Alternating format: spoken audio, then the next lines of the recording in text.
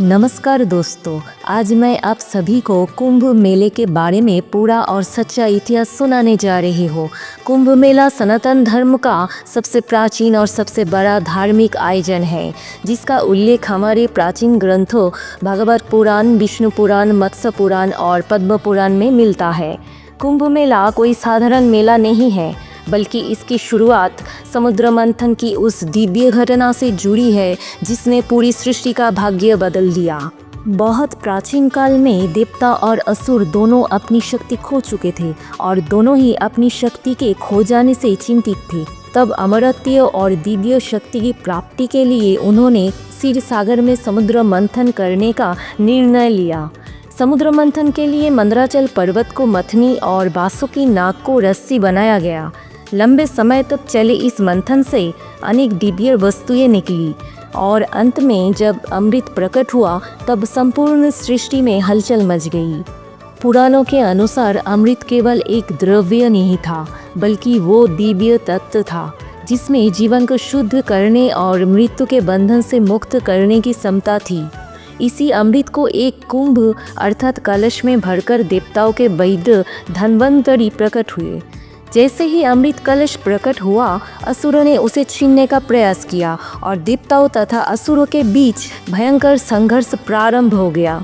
ये युद्ध 12 दिव्य दिनों तक चला। ग्रंथ स्पष्ट कहते हैं कि देवताओं का एक दिन मनुष्य के एक वर्ष के समान होता है। इस प्रकार ये युद्ध 12 मानव वर्षों तक चला। इसी समय अमृत की रक्षा के लिए भगवान विष्णु जी ने मोहिनी रूप धारण किया और अमृत कलश को लेकर आकाश मार्ग से प्रस्थान किया। भगवत पुराण और विष्णु पुराण में ये वर्णन मिलता है कि जब भगवान विष्णु जी अमृत कलश लेकर आकाश में भ्रमण कर रहे थे, तब असुर उनका पीछा कर रहे थे। इसी संघर्ष के दौरान अमृत कलश से चारों स्थानों पर अमृत की बूंदें पृथ्वी पर गिरी। जहाँ अमृत की बूंदें गिरी, ये चारों स्थान भारत में ही है। उत्तर प्रदेश के प्रयागराज, उत्तराखंड के हरिद्वार, मध्य प्रदेश के उज्जैन और महाराष्ट्र के नासिक। ग्रंथ में कहा गया है कि जिस सन अमृत की बूंदें इन स्थानों पर गिरी, उसी सन वहाँ की भूमि, जल और वायु दिव्य हो गई। मत्स्य पुराण में उल्लेख मिलता है कि इन स्थानों पर देवताओं ने स्वयं स्नान किया और ये वरदान दिया कि भविष्य में जब जब विशिष्ट ग्रह यज्ञ बनेंगे, तब यहाँ स्नान करने से मनुष्य के पाप नष्ट होंगे और उसे आत्मशुद्धि तथा मोक्ष की प्राप्ति का मार्ग खुलेगा। इसी दिव्य परंपरा से कुंभ मेले की शुरुआत हुई। यही कारण है कि कुंभ के समय साधु, संत और तपस्वी यहाँ एकत्र होते हैं, क्योंकि ग्रंथ के अनुसार कुंभ काल में पृथ्वी और स्वर्ग के बीच की दूरी कम हो जाती है। कुंभ शब्द का अर्थ है कलश और ये उसी अमृत कलश का प्रतीक है जिससे अमृत का संबंध जुड़ा है। कुंभ मेला केवल इन्हीं चारों स्थानों पर होता है। प्रयागराज में गंगा, यमुना और अदृश्य सरस्वती के संगम पर कुंभ लगता है। सरस्वती को अदृश्य इसीलिए कहा जाता है क्योंकि ये नदी भूमिगत होकर बहती मानी जाती है और दिखाई नहीं देती। इन्हीं 3 नदियों के मिलन के कारण इस स्थान को त्रिवेणी संगम कहा जाता है। पुराणों में कहा गया है कि इसी त्रिवेणी संगम को स्वर्ग द्वार भी माना जाता है। हरिद्वार में गंगा नदी के तट पर कुंभ लगता है। उज्जैन में शिप्रा नदी के किनारे कुंभ होता है और नासिक में गोदावरी नदी के तट पर कुंभ मेले का आयोजन होता है। इन चारों स्थानों के अलावा कुंभ मेला कहीं और नहीं होता। कुंभ मेला हर वर्ष नहीं होता, इसका पूरा चक्र 12 वर्षों का होता है।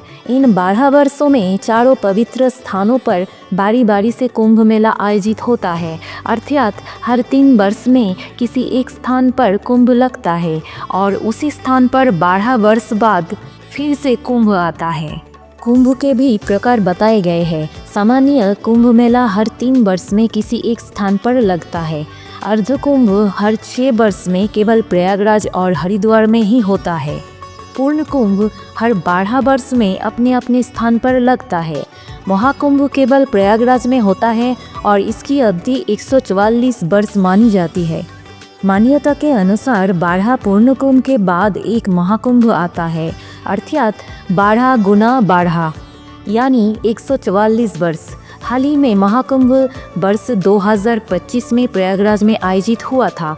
अब अगला महाकुंभ इसके 144 वर्ष बाद आएगा, यानी वर्ष 2169 में होगा।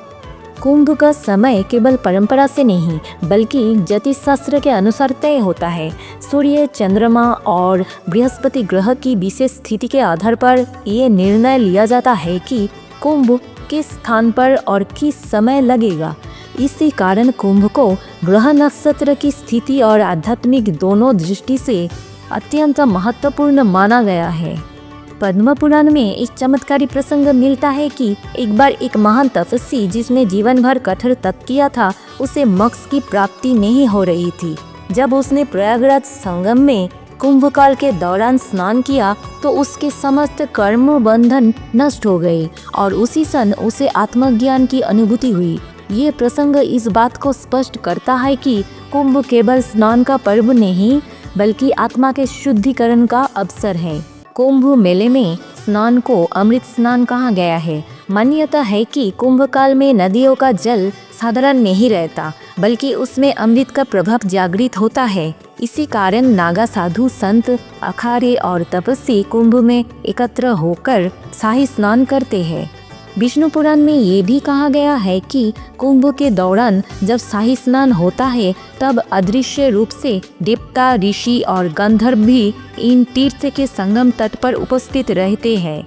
मनुष्य उन्हें देख नहीं सकता लेकिन उनका प्रभाव जल में विद्यमान रहता है। इसी कारण कुंभ के जल को अमृत तुल्य माना गया है। महाभारत और पुराणों में प्रयागराज क्षेत्र की विशेष महिमा बताई गई है। कहा गया है कि ये वो भूमि है जहाँ देवताओं ने यज्ञ किए, ऋषियों ने तपस्या की और जहाँ संगम में स्नान करने से सहस्त्र अश्वमेध यज्ञ के समान पुण्य की प्राप्ति मानी गई है और कुंभ काल में ये पुण्य कई गुना बढ़ जाता है। इसी कारण कुंभ को केवल मेला नहीं बल्कि आत्मा के शुद्धिकरण और धर्म जागरण का पर्व कहा गया है। ग्रंथ में ये भी उल्लेख मिलता है कि कुंभ के दौरान जो व्यक्ति सच्चे मन, श्रद्धा और संयम के साथ स्नान करता है उसके जीवन की दिशा बदल जाती है, उसका अहंकार नष्ट होता है और उसके भीतर करुणा तथा धर्म का भाव जागृत होता है। यही कारण है कि कुंभ को केवल मेला नहीं कहा जाता बल्कि सनातन धर्म की जीवित चेतना कहा गया है। इस प्रकार कुंभ मेला समुद्र मंथन की अमृत कथा से जन्मा चारों पवित्र स्थल पर विशेष गृह यज्ञ में लगने वाला, आत्मशुद्धि, तप, त्याग और मोक्ष का मार्ग दिखाने वाला सनातन धर्म का सबसे प्राचीन और सबसे विशाल आध्यात्मिक आयोजन है। जब मानव को ये अवसर मिलता है कि वो अपनी जीवन को शुद्ध करे और धर्म के मार्ग पर आगे बढ़े। हजारों वर्षों बाद भी कुंभ मेला आज भी उतनी ही श्रद्धा, आस्था और दिव्यता के साथ मनाया जाता है, क्योंकि ये केवल अतीत की कथा नहीं बल्कि सनातन धर्म की जीवित परंपरा है।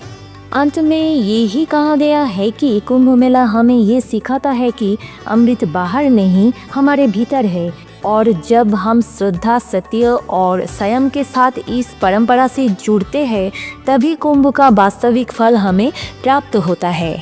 तो दोस्तों, यही था कुंभ मेले का पूरा और सच्चा इतिहास। अगर आपको ये वीडियो पसंद आई हो तो लाइक और शेयर करना मत भूलिए और हमारे ज्ञान भक्ति कथा चैनल को सब्सक्राइब ज़रूर कीजिए। साथ ही आप नीचे कमेंट में बताइएगा कि आपको कुंभ मेला के बारे में ये वीडियो कैसा लगा।